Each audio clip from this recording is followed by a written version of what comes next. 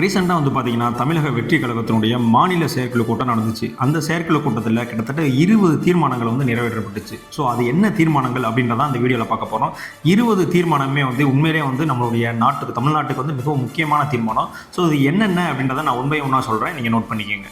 First தீர்மானம் என்ன அப்படின்னு பார்த்தீங்கன்னா, பரந்தூர் மக்கள் உட்பட விவசாயிகளின் நலன் மற்றும் உரிமைக்காக தமிழக வெற்றி கழகம் என்றுமே வந்து துணை நிற்கும்.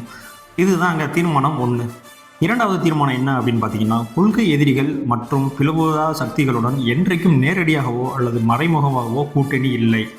அதாவது இப்போ ஆளுங்கட்சி அவர் எதிர்த்துட்டு இருக்காருல்ல, டிஎம்கே அந்த மாதிரி. ஸோ அந்த மாதிரியான கட்சியை கூட என்றைக்குமே வந்து நான் வந்து கூட்டணி வைக்க மாட்டேன் அப்படின்ற மாதிரி தீர்மானம் 2 வந்து நிறைவேற்றியிருக்காங்க.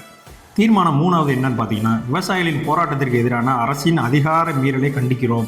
அது மட்டும் இல்லாமல் மேல்மா சிப்காட் விரிவாக்க திட்டத்தையும் திரும்ப பெற வேண்டும். இதுதாங்க தீர்மானம் 3. அடுத்ததாக தீர்மானம் 4 என்ன அப்படின்னு வந்து பார்த்தீங்கன்னா, நெல் மற்றும் கரும்பு விவசாயிகளுக்கான நிலுவைத் தொகையை வந்து உடனே வழங்க வேண்டும். இதுதாங்க தீர்மானம் வந்து 4. தீர்மானம் 5 வந்து பார்த்தீங்கன்னா, பெரிய நஷ்டத்தை சந்திச்சிருக்கிற இந்த விவசாயிகளுக்கு வந்து இழப்பீடு வழங்க உரிய நடவடிக்கை வந்து தேவை. இதுதாங்க அவருடைய தீர்மானம் வந்து 5.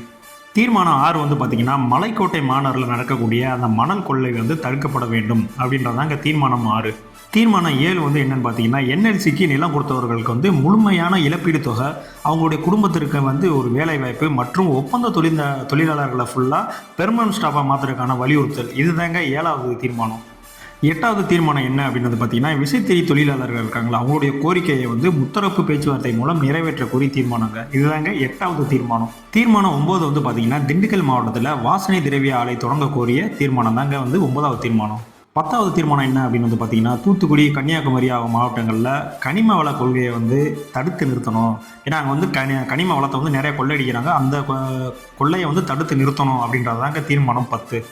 தீர்மானம் 11 என்ன அப்படின்னு பார்த்தீங்கன்னா, ஜாக்டோ ஜியோ போராட்டத்திற்கு வந்து ஆதரவு. இதுதான் வந்து தீர்மானம் 11. தீர்மானம் 12 வந்து பார்த்தீங்கன்னா, அரசு மருத்துவர்களை நம்ப வைத்து ஏமாற்றாமல் கொடுத்த வாக்குறுதியின்படி அவர்களின் கோரிக்கைகளை உடனடியாக நிறைவேற்ற வேண்டும் அப்படின்றதாங்க தீர்மானம் 12. தீர்மானம் 13 என்ன அப்படின்னு வந்து பார்த்தீங்கன்னா, தமிழக மீனவர்கள் பிரச்சனைக்கு நிரந்தர தீர்வுக்கான கச்சத்தீவை குத்தகை அடிப்படையில் ஒன்றிய அரசு கேட்டு பெற வேண்டும் அப்படின்றதான் 13வது தீர்மானம். தீர்மானம் 14 இருமொழி கொள்கைக்கான தீர்மானம். தீர்மானம் 15 பார்த்தீங்கன்னா, தேர்தல் நடைபெற உள்ள மாநிலங்களில் வாக்காளர் பட்டியலில் சிறப்பு தீவிர திருத்தம் நடத்துவதன் வாயிலாக சிறுபான்மையினர் வாக்குகளை குறைக்க முயற்சிப்பதை தடுத்து நிறுத்த வேண்டும் அப்படின்றதாங்க 15வது தீர்மானம். 16வது என்ன அப்படின்னு பார்த்தீங்கன்னா, கீழடியில் தமிழர் நகரத்தை மூடி மறைக்கும் ஒன்றிய பாஜக அரசுக்கு கண்டனம். இதுதாங்க தீர்மானம் 16. செம்மல்ல. தீர்மானம் 17 வந்து பார்த்தீங்கன்னா, தமிழக வெற்றி கழகத்துக்கு எதிரான கபட நாடக திமுக அரசின் அராஜக போக்கிற்கு கண்டனம். இதுதாங்க தீர்மானம் 17.